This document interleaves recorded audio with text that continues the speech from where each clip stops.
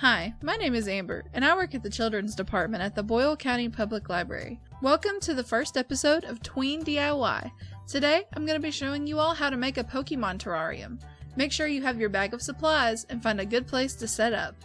If you aren't able to get a grab bag, you can gather these supplies from around your house and follow along. Here's what you will need. Some Pokemon figurines, moss, rocks, and a small jar or a container.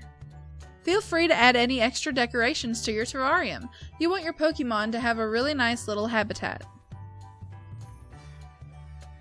Step 1. Place your rocks in the bottom of your jar. This will be the foundation of your habitat. Step 2. Place moss on top of your rocks. Step 3. Pick where you want to put your Pokemon. Step 4. Decorate your habitat. You can add sticks, flowers, or any other little things you have around the house.